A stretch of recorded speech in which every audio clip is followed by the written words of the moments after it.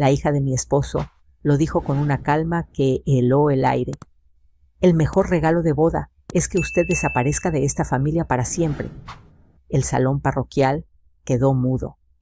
Busqué a Roberto con los ojos, esperando una corrección, una risa nerviosa, cualquier cosa. No dijo nada. Asintió.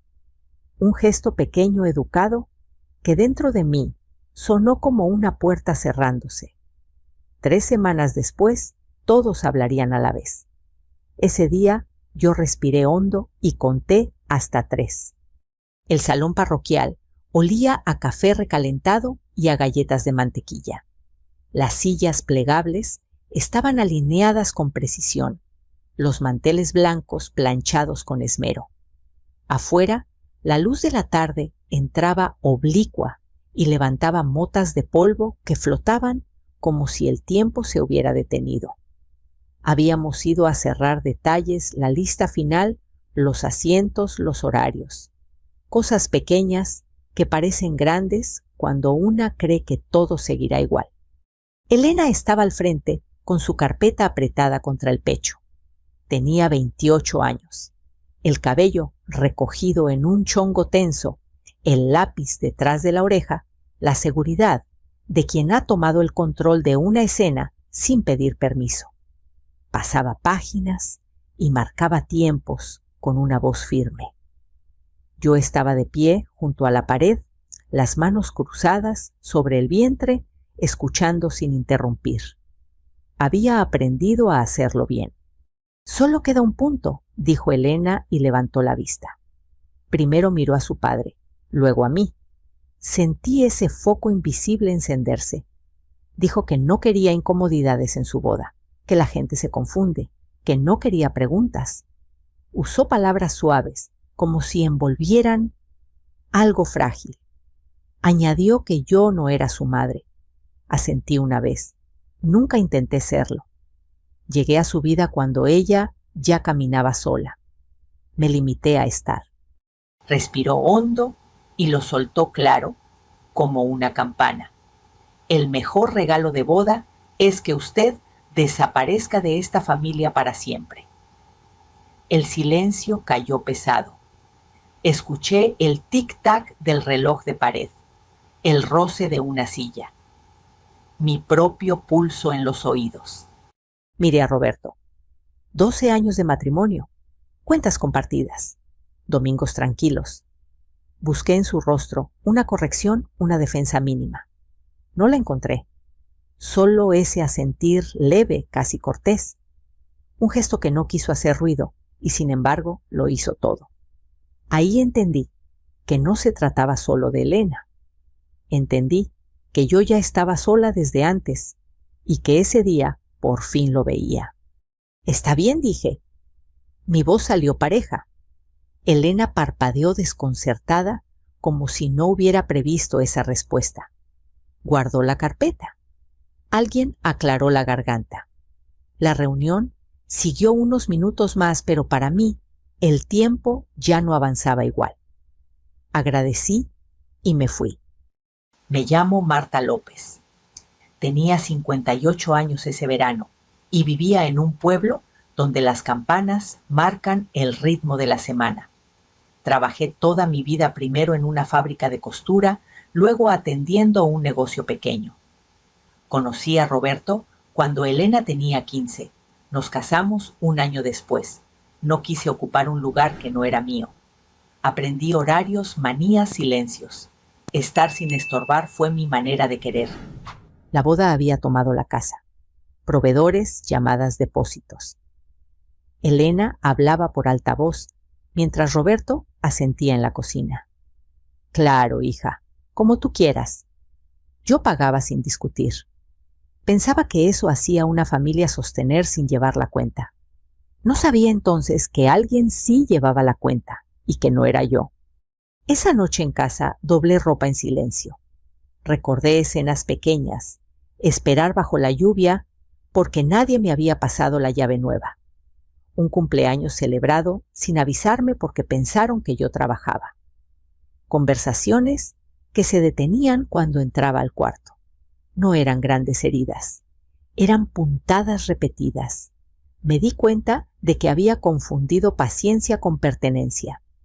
Preparé una bolsa pequeña, ropa cómoda, mi cepillo de dientes. Dejé fotografías, manteles, la taza que arreglé 2 veces. Roberto se quedó en la puerta del cuarto. Marta dijo como si fuera a añadir algo.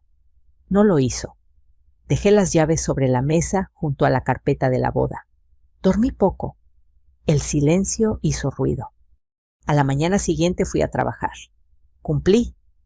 En el descanso miré el teléfono sin tocarlo. Pensé en la palabra desaparecer. No significaba huir.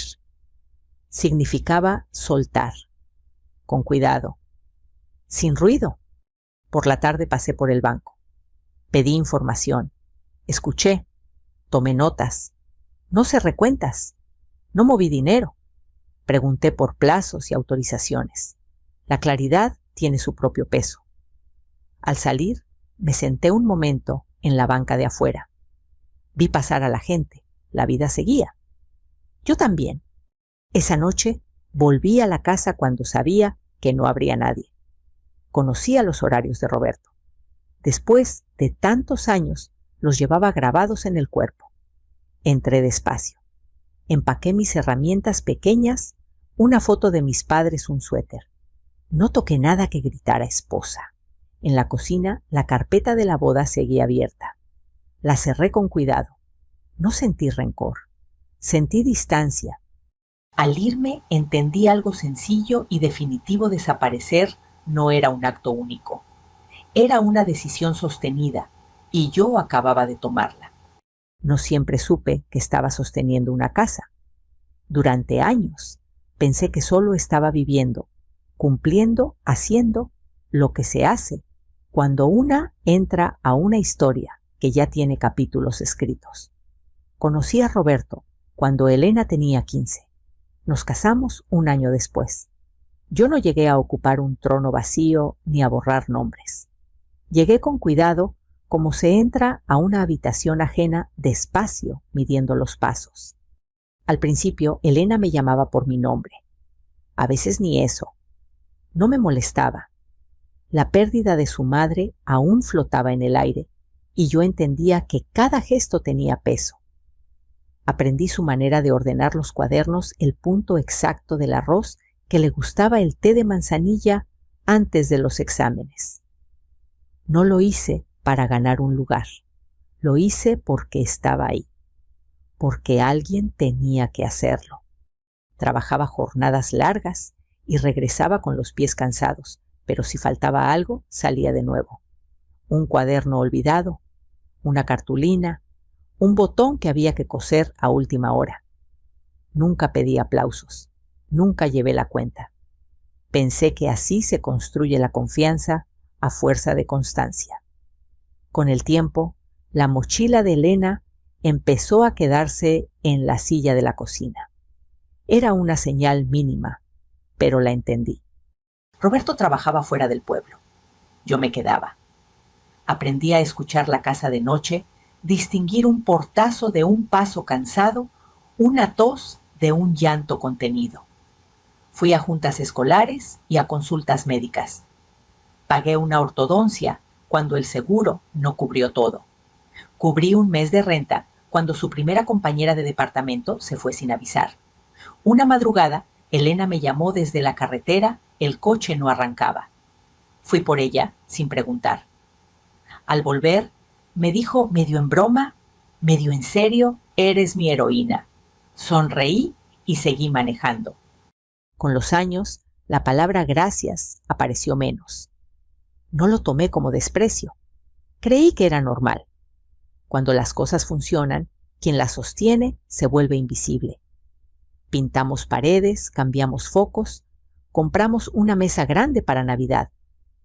Yo llevaba las cuentas por orden, no por control. Separaba sobres, adelantaba pagos, preveía emergencias.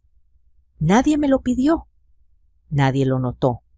Cuando Elena se comprometió, la alegría fue sincera. Compré flores, llamé a mi hermana, abracé a Roberto. La boda se volvió el centro del calendario. Fechas, depósitos, decisiones. Elena hablaba rápido y seguro. Roberto asentía. Claro, hija, como tú quieras.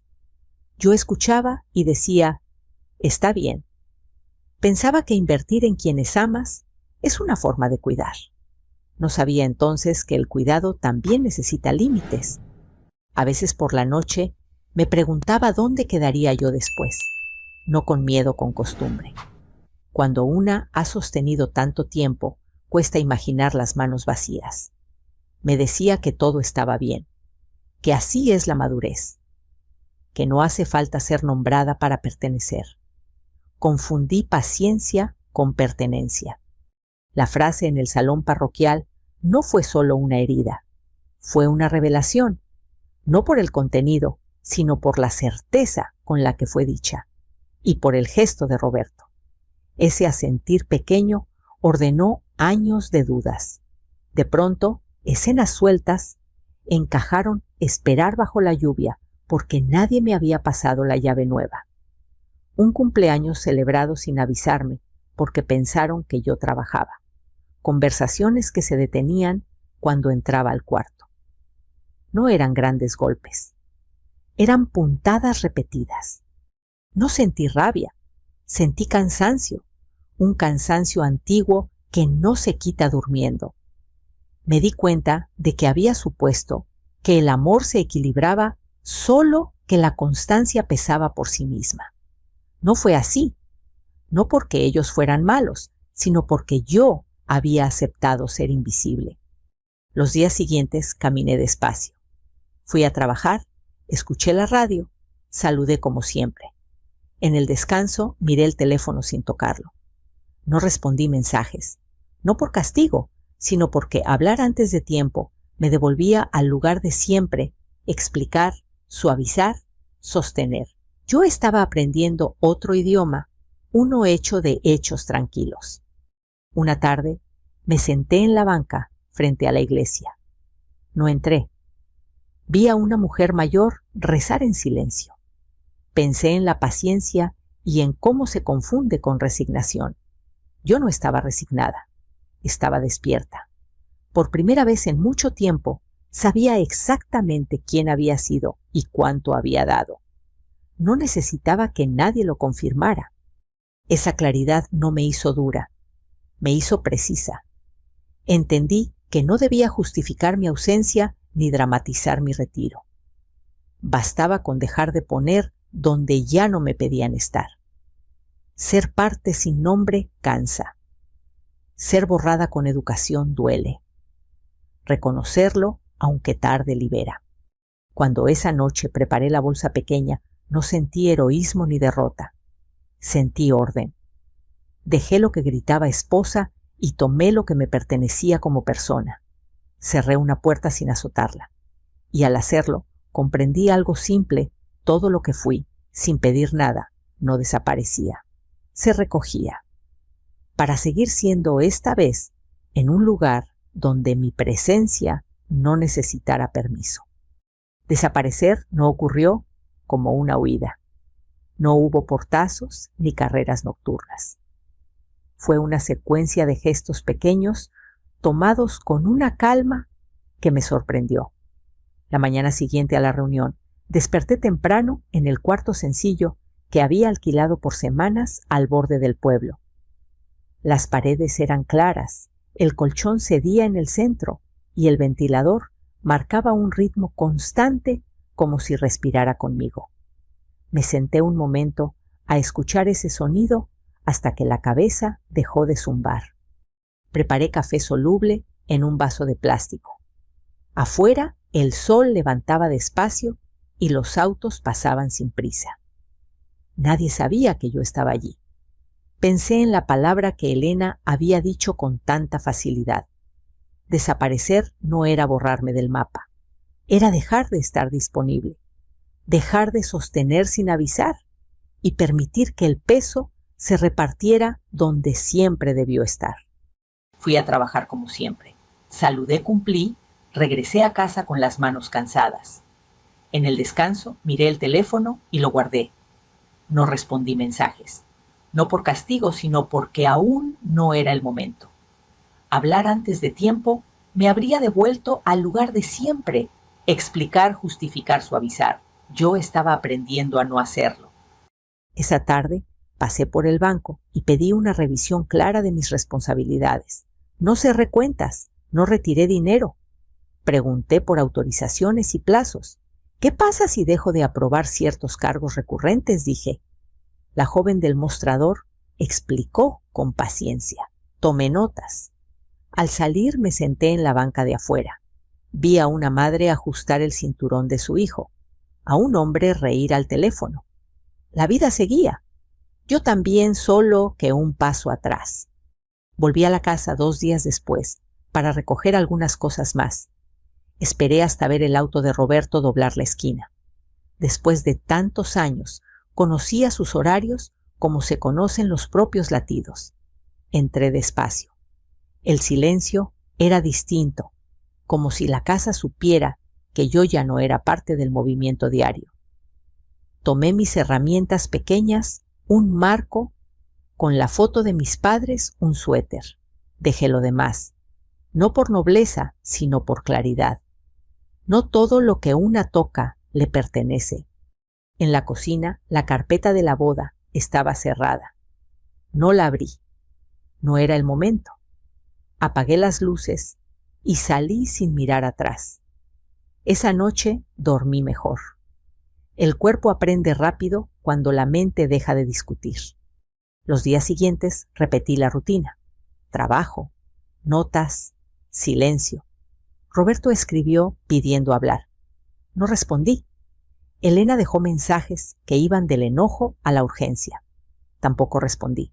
Guardé silencio no por castigo, sino porque ya no había nada que explicar. Mi respuesta había sido clara y ya estaba en marcha.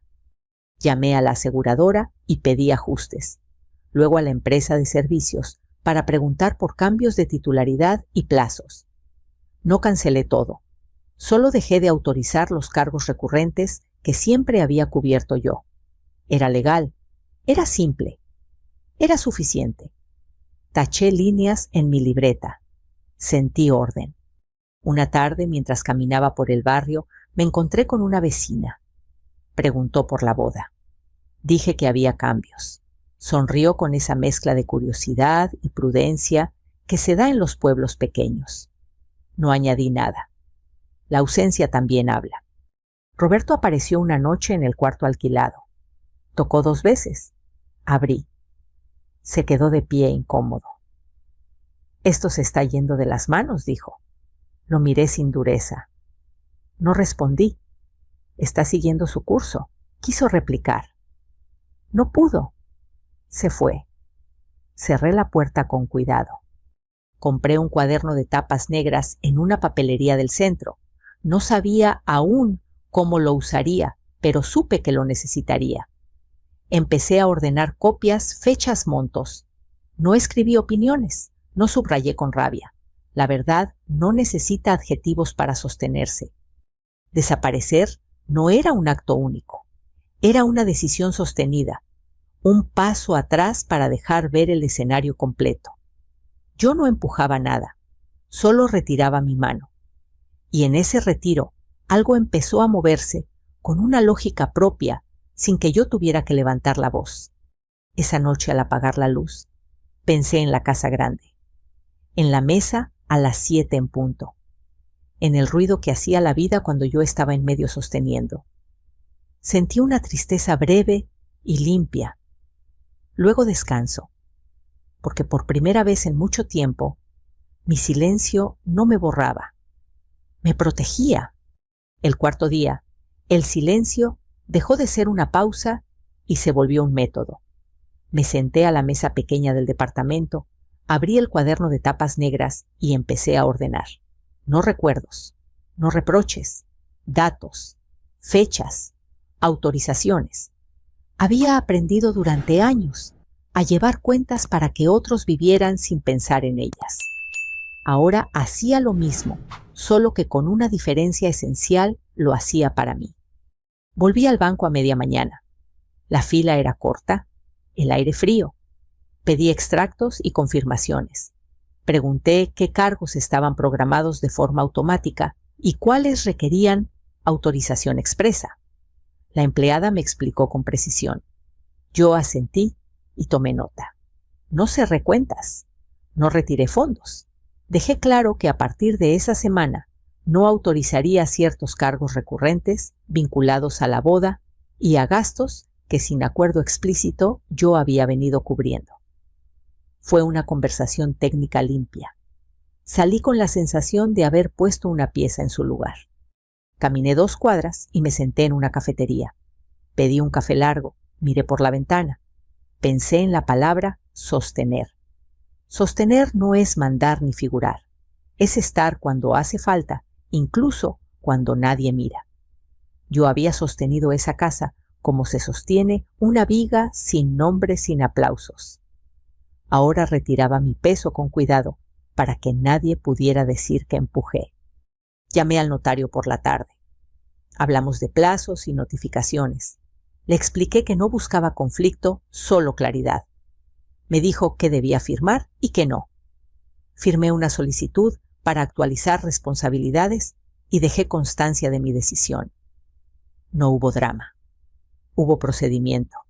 Al colgar respiré hondo. La tranquilidad también requiere pasos formales. Regresé a la casa al atardecer por última vez esa semana. Esperé a ver el auto de Roberto doblar la esquina. Después de tantos años, conocía sus horarios, como se conocen los propios latidos. Entré. El silencio tenía otra textura. Fui al cuarto de servicio, donde guardaba carpetas antiguas. Saqué cajas, revisé, clasifiqué. Copias de pólizas, recibos, contratos. Los puse en el cuaderno negro con separadores de colores. Hipoteca, servicios, salud, educación, boda. No escribí adjetivos, solo números y fechas. En la cocina me senté frente a la mesa grande. Pasé la mano por la superficie. El rayón seguía ahí. Sonreí sin humor. Abrí el cuaderno de la boda solo para verificar fechas límite, depósitos hechos, pagos pendientes, cargos programados. Cerré. Lo dejé donde estaba. No era mi papel decidir por otros. Mi gesto sería distinto retirar mi respaldo. Esa noche Roberto escribió: «Los proveedores llaman. No entiendo». Leí el mensaje 2 veces. Respondí con una línea: «Dejé de autorizar los cargos que yo cubría». No añadí nada. Apagué el teléfono. Me preparé un té. Bebí despacio. Al día siguiente, llamé a la aseguradora y confirmé ajustes. Luego a la empresa de servicios para preguntar por cambios de titularidad y plazos de aviso. No cancelé todo. No corté de golpe. Dejé de poner donde siempre había puesto yo sin acuerdo explícito. Era legal, era razonable, era suficiente. Taché líneas en el cuaderno. Sentí orden. Las llamadas aumentaron. Elena dejó un mensaje largo, la voz quebrada, acusándome de manipulación. Roberto escribió más tenso: «Esto no es justo». Miré el cuaderno. Pensé en la justicia como una balanza: no grita, no acusa, se inclina. Yo no inclinaba nada, retiraba mi peso. Esa tarde pasé por la papelería y compré separadores nuevos. No por estética, sino por claridad. Quería que cualquiera que abriera el cuaderno entendiera sin que yo hablara.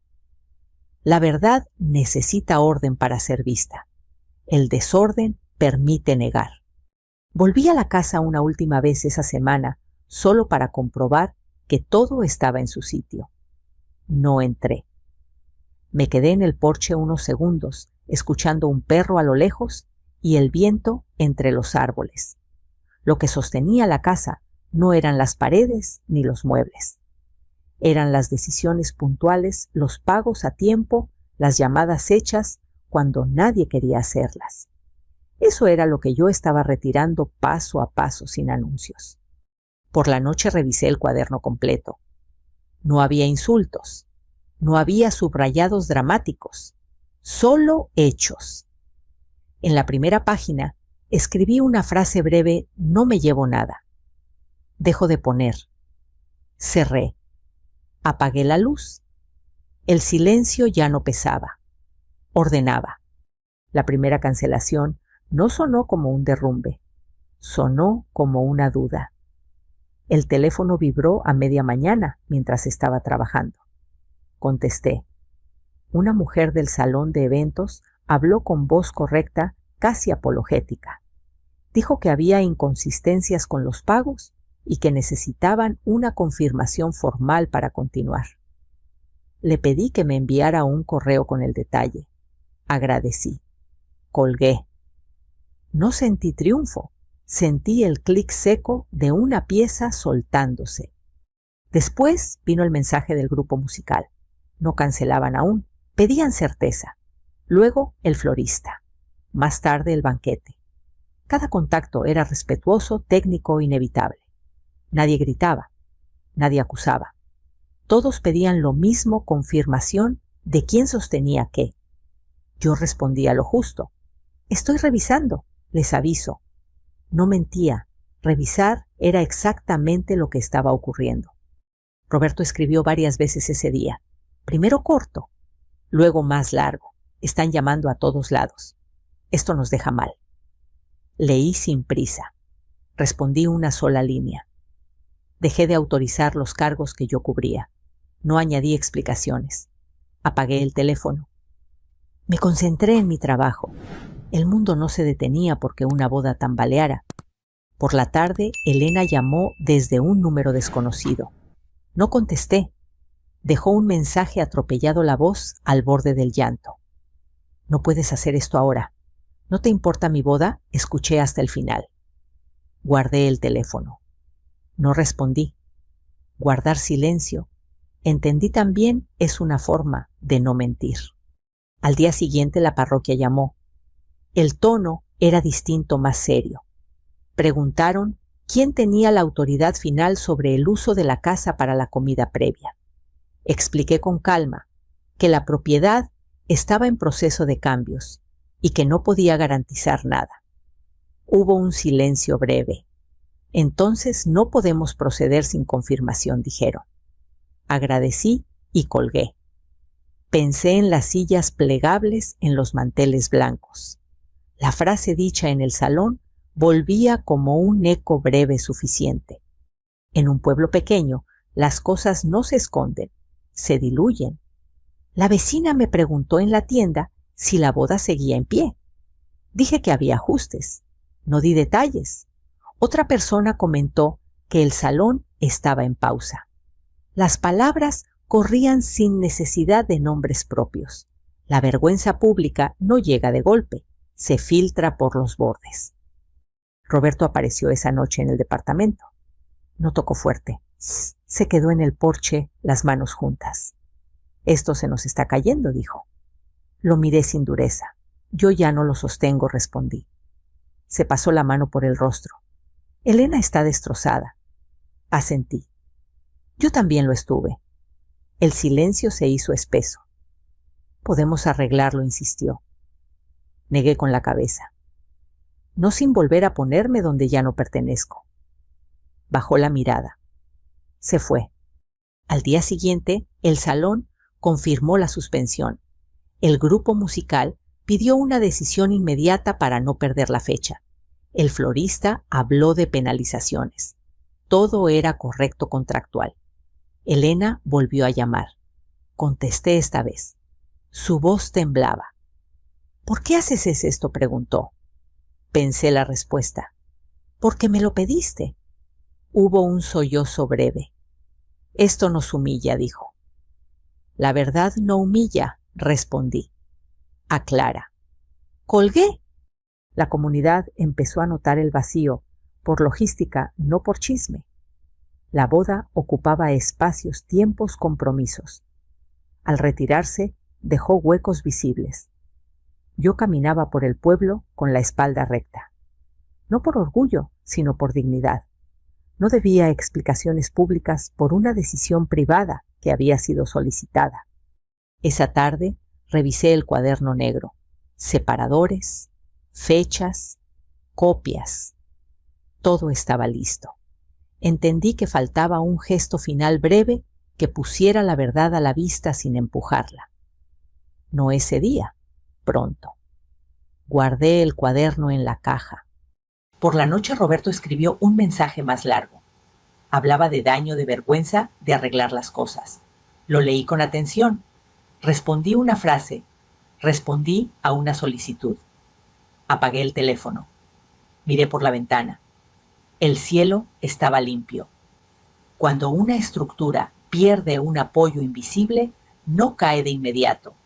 Primero cruje, luego muestra dónde estaba el peso. La boda no se canceló ese día. Se deshiló.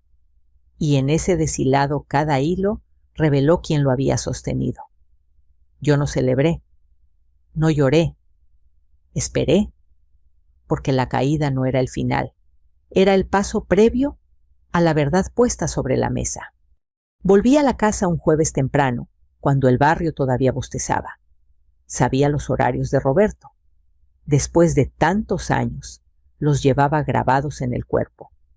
Esperé a ver su auto doblar la esquina y entonces entré. No había prisa. El aire olía a limpiador de limón y a polvo reciente, ese olor que queda cuando se ordena para visitas que no llegan. Cerré la puerta detrás de mí sin hacer ruido y me quedé un momento en el pasillo escuchando mis pasos como si no fueran míos. Llevaba una caja sencilla de cartón. Dentro el cuaderno de tapas negras, ordenado con separadores. No pesaba. Nunca lo hizo. Lo que pesaba era lo que contenía. Antes de ir a la cocina, recorrí la casa una última vez. El cuarto de visitas estaba impecable. En el armario el vestido de boda colgaba dentro de su funda transparente quieto, esperando un día que ya no era una fecha, sino una pregunta. No toqué nada. No vine a alterar. Vine a dejar. La cocina estaba iluminada por una luz clara que entraba de costado y dibujaba un rectángulo sobre la mesa grande. Coloqué la caja en el centro. Saqué el cuaderno. Acomodé los separadores con cuidado: hipoteca, servicios, salud, educación, boda, extras. Verifiqué que las copias estuvieran en su sitio. No había notas al margen, no había adjetivos, solo fechas, montos y autorizaciones. Hechos. Encima del cuaderno dejé un sobre blanco. Escribí Elena con letra clara. No el nombre de Roberto. Elena. Dentro una hoja. La había escrito la noche anterior, con la misma calma con la que había ordenado todo lo demás. Elena, pediste que yo desapareciera. Esto es lo que desaparece conmigo. No hay enojo aquí, solo cuentas. Te deseo una boda hermosa. Yo no estaré para verla. Marta. Leí la carta una vez más, la doblé y la coloqué. Me quedé de pie unos segundos respirando. Escuché un auto pasar. El tic lejano de un reloj. La vida seguía. Yo también. Salí sin cerrar con llave. No era necesario. El cuaderno no era una trampa. Era un espejo. Y los espejos no persiguen a nadie. La llamada llegó esa tarde. No fue Roberto. Fue Marcos, el prometido de Elena. Su voz sonaba tensa, contenida. ¿Qué es esto?, preguntó sin rodeos. Ábrelo, respondí. Hubo un silencio largo. Escuché el pasar de páginas, una respiración que se detenía. ¿Sabías todo esto?, preguntó, y supe que hablaba con Elena. Del otro lado no hubo respuesta. Ese silencio dijo más que cualquier grito. Luego escuché la voz de Roberto quebrada. Marta, por favor. No dije nada. Marcos volvió al teléfono. No tenía idea, murmuró. No es manipulación, dije con calma. Es documentación.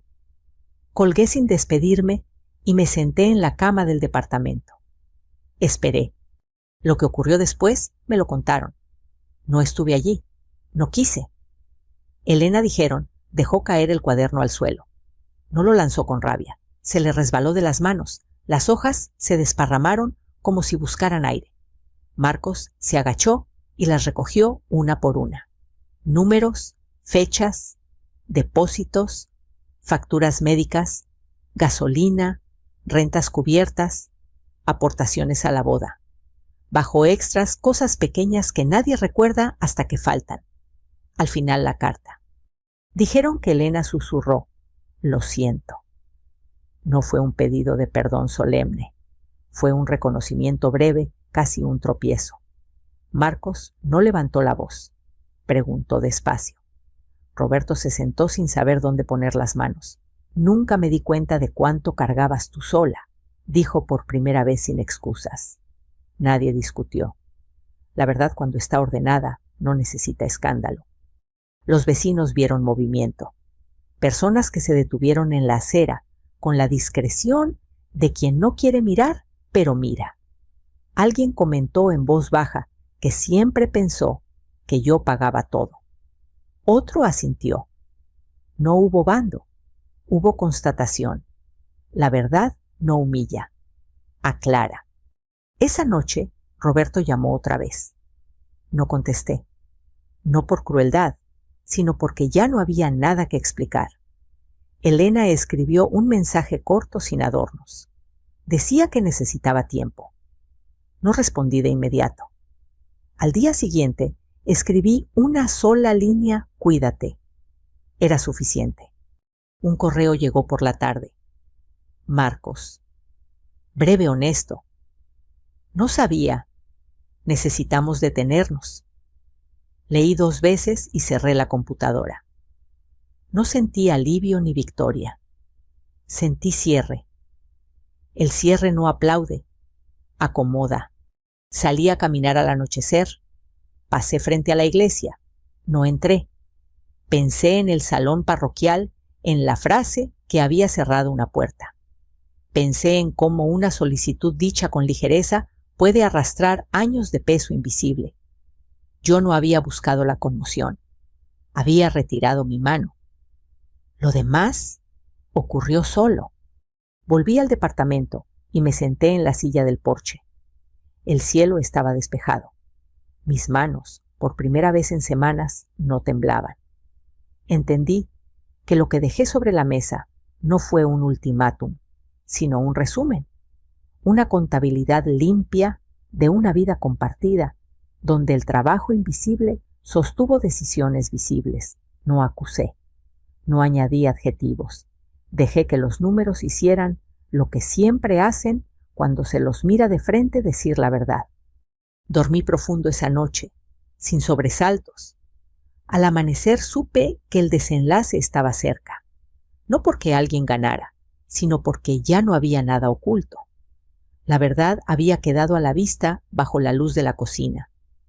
Y cuando eso ocurre, el ruido es inevitable, pero breve. El silencio que vino después no cayó de golpe. Llegó en capas como el polvo cuando se asienta tras mover los muebles. Primero el teléfono dejó de vibrar a cada hora. Luego los mensajes se espaciaran. Por último, el mundo volvió a un murmullo normal, ese que no exige respuestas inmediatas. No fue porque todo se hubiera arreglado, sino porque ya no quedaba nada oculto que empujar.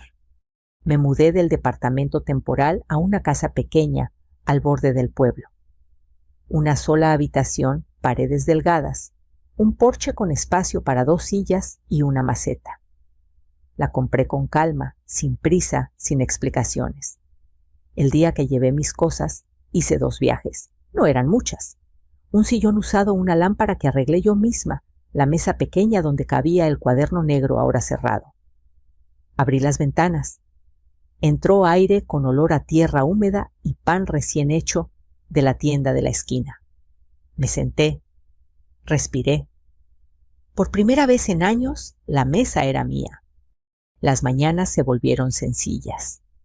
Me levantaba temprano, preparaba café y me quedaba de pie junto a la ventana viendo pasar los autos como un río lento. A veces pensaba en la casa grande, en la luz cayendo sobre la mesa a las 7 en punto. Otras veces no. El cuerpo aprende nuevos ritmos cuando el ruido baja. El cansancio seguía ahí, pero era distinto, honesto. Dormía mejor. Roberto apareció un domingo por la tarde. No llamó antes. Se quedó de pie en el porche, las manos juntas, los hombros caídos. Lo invité a pasar. Se sentó en el sillón y miró alrededor como quien entra a un lugar que ya no le pertenece. «¿Estás bien?», dijo más como constatación que pregunta. «¿Estoy en paz?», respondí. No fue una frase ensayada, fue un hecho. Habló de Elena, de la boda suspendida, de conversaciones difíciles. No interrumpí. Cuando terminó, me miró con ese gesto que conocía bien, el de quien espera que una cargue con el último tramo. «Nunca me di cuenta de cuánto cargabas tú sola», dijo sin rodeos, sin excusas. Asentí.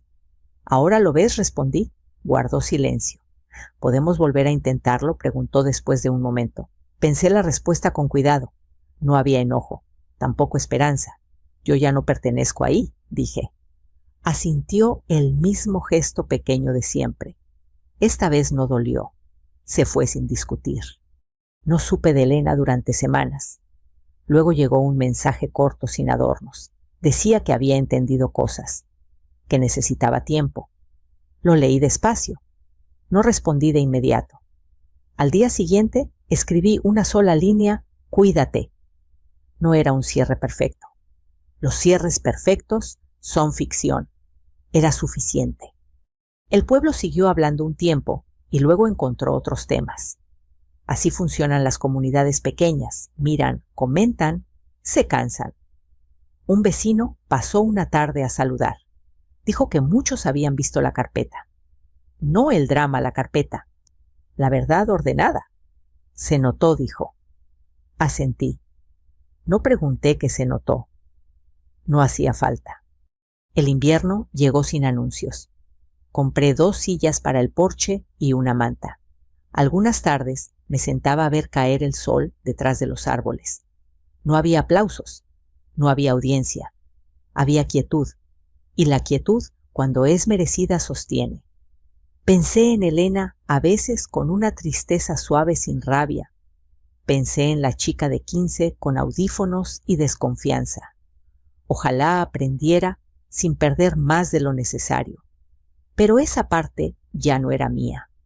Lo que sí era mío era lo que había recuperado mi tiempo, mi dignidad, la verdad de quien fui, sin pedir nada. Entendí entonces algo que me había acompañado toda la vida sin nombre: el respeto no se anuncia. Aparece después, cuando se retiran los apoyos invisibles y la estructura muestra su peso real. No grita, no humilla, se queda. No gané nada.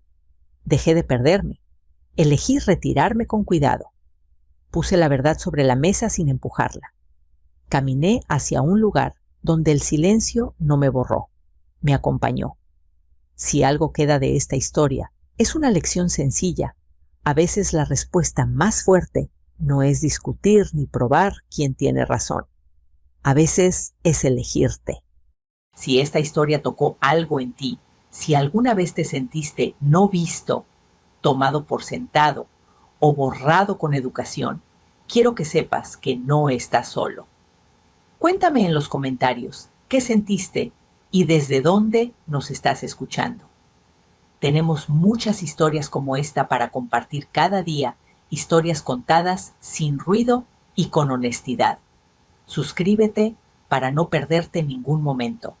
Sigamos este camino juntos.